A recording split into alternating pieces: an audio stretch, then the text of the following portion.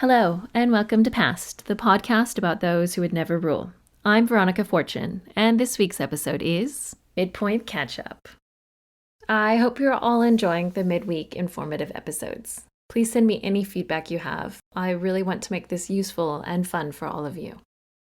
This week, I'll be catching you all up on the timeline of the 100 Years' War after our visit to Brittany. Plus, I'm sure we all need a refresher after the holidays. I found 2 great academic papers to help with this and the following episode. Who Were the Marmosets by John Bell Henneman Jr. and The French Monarchy in Crisis, 1392 to 1415. The Political Role of the Dauphin, Louis of France, Duke of Guienne, by Richard Carl Famiglietti. Quickly before I continue, I will pronounce the word Dauphin incorrectly throughout this. It's a word I struggle with. I am working on the pronunciation. So to my French-speaking listeners, I do apologize. When we left the sons of Edward III, Henry IV had usurped his cousin, Richard II, with a tiny bit of help from their uncle Edmund in 1399. Richard II had been married to Isabella of Valois, who was 10 at the time of his deposition. And you may also remember that Isabella was the daughter of the French king, Charles VI. Her marriage had been arranged to establish peace between the two countries. This makes sense after the start of this period. After his ascension and the death of Richard II in 1400, Henry IV suggested that Isabella marry his oldest son and heir, Henry of Monmouth, sometimes referred to as Hal, thanks Shakespeare. Isabella turned down this match. She had really appreciated her husband, who, despite his poor record at being a king, was actually really kind to most of the women in his life. The French court also declined this suggestion. Over in France, Isabella's father, Charles VI, had been king since 1380. He had succeeded to the throne at only 11 years old. Sound familiar? Unlike Richard II, Charles's uncles did act as his regents. Interestingly, Charles had 3 surviving uncles at the time of his coronation. At least, paternal uncles. These 3 men, or their sons, will come up a lot in the next episode, so I want to make sure to introduce them here. Remember, all of these men were at the Battle of Poitiers. The oldest, Louis, Duke of Anjou, will pretty much leave this story as soon as he enters, dying in 1384. He claimed the kingdom of Naples, but was unsuccessful and died on his way to press his claim. Louis was the son who had been traded as a hostage on his father's behalf, who escaped. This led John II to return to England, where he would die. Louis's oldest son, also named Louis, would inherit the claim to Naples. While the House of Anjou wasn't as active as the other houses I'll be going through next, they're important to remember. Next came John, Duke of Berry. He would be the hostage son of John II, who didn't escape. He was moderately active as a regent in Charles VI's early reign, but he would become much more active when Charles had his first attack of mental illness. John would convince his nephew and great-nephew not to be present at the Battle of Agincourt. The power of the final uncle cannot be understated. Philip, Duke of Burgundy, while the youngest, was likely the most powerful of Charles's uncles. He would earn the sobriquet, the Bold, at the age of 14, and chart a course to eventually see Burgundy almost create a kingdom of its own to rival France. I'm not joking when I say I have to stop myself from getting distracted by the Burgundians. This family is a fascinating, huge what if. You may remember that Philip was captured with his father at the Battle of Poitiers. I have no doubt that he was already his father's favorite at this point, but sticking with his dad until they were both taken shows a level of confidence his brothers lacked. His oldest son, John the Fearless, yes, the Burgundians really did sobriquets well, will also play an important role in the upcoming episode. So remember his name. For more on the Burgundians, please check out Grand Dukes of the West podcast. It is excellent. There was one more regent who I should mention. Louis, Duke of Bourbon. This Louis was the brother of Charles VI's mother, and it's through their shared father, Peter, Duke of Bourbon, that Charles VI, as well as his mother and maternal uncle, likely inherited their mental illnesses. These issues wouldn't impact any of Charles VI's children, but would greatly impact on his grandchildren. While we left England in 1399, 1400, I need to roll back the clock a bit further in France to better give an idea of what our next two subjects were facing. The first 8 years of Charles VI's rule were controlled by his regents. He was a child, after all. They financially abused their position and were politically focused on their own aims, not helping France. Charles married Isabeau of Bavaria in July of 1386.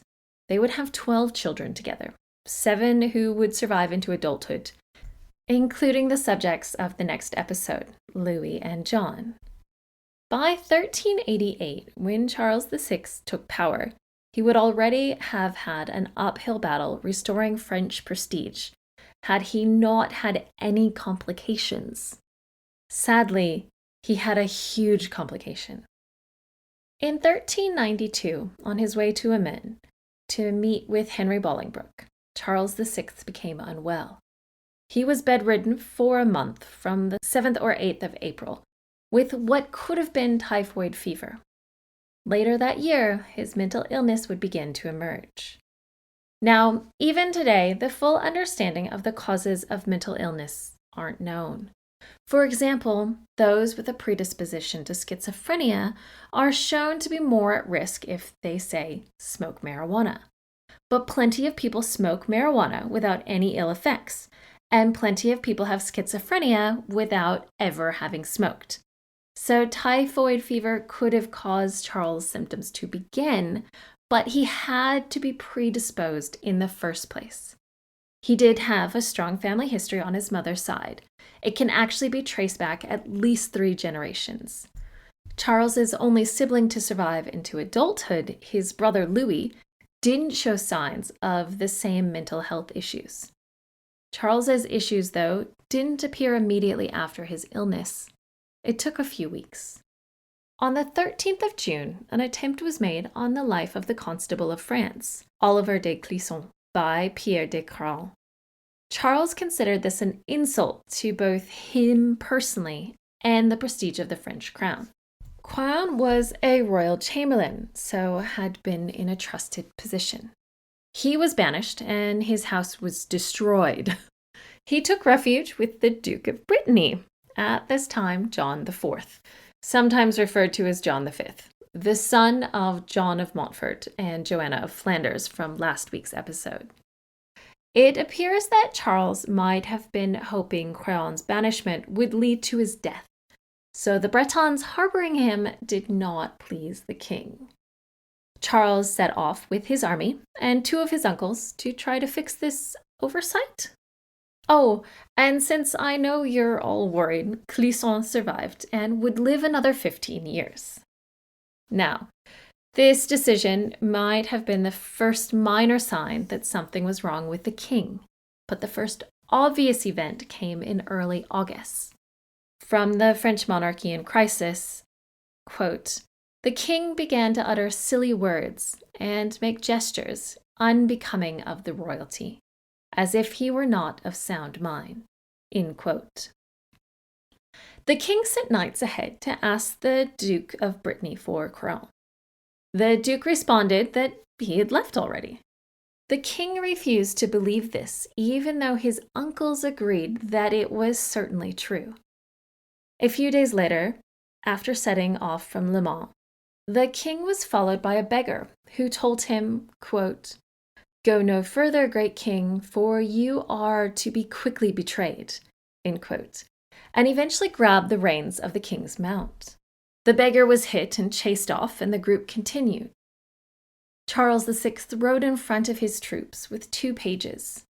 One of these pages dropped his spear onto the other's helmet, and this sound seems to have set off the king. He quickly pulled his sword and shouted, "Advance! Advance on these traitors!" The traitor he was aiming at was his brother, Louis, Duke of Orleans, who, despite having his own agenda, does not actually appear to have betrayed his own brother. At least not yet. Charles killed 5 men before breaking his sword with a heavy blow. His favorite chamberlain was finally able to tackle the king from behind to stop his attack. He didn't recognize his uncles or his brother when they finally approached, and had to be returned to Le Mans in a litter. This was just a small taste of things to come. Charles would struggle with episodes throughout his entire life. His regency would be handled by his wife, his uncles, his brother. Eventually, his brother's control of the regency would lead to rumors that Louis of Orleans was actually the Queen's lover. Hence that betrayal thing. The French king's mental illness would have been the perfect time for the English to try their hand at again claiming the French throne. Richard II wouldn't have given it a go, due to the French king being his father-in-law. By 1399, though, England had a new king. Sadly for Henry IV, despite being ready for battle, he was forced to stick to England to protect his claims. Plus, he was rather unwell for the final years of his reign. This delayed the resumption of war between the two countries until Henry V came to the throne of England. And this is where I'll be stopping for now. Henry V became king in 1413 at the age of 26. His attempt to gain the French throne using his great-grandfather's claim will play a major role in the lives of Louis and John. So without further delay, you'll get to hear all about these two next. As in, the next episode is going to be available right after this one. So don't wait till next week. It's there waiting for you. Thank you for listening to Past. I can be found on Twitter, Instagram, and Facebook at PastPod. That's PASSEDPOD. Please feel free to email me at pastpod@gmail.com. I have a Patreon that can be found at patreon.com/pastpod.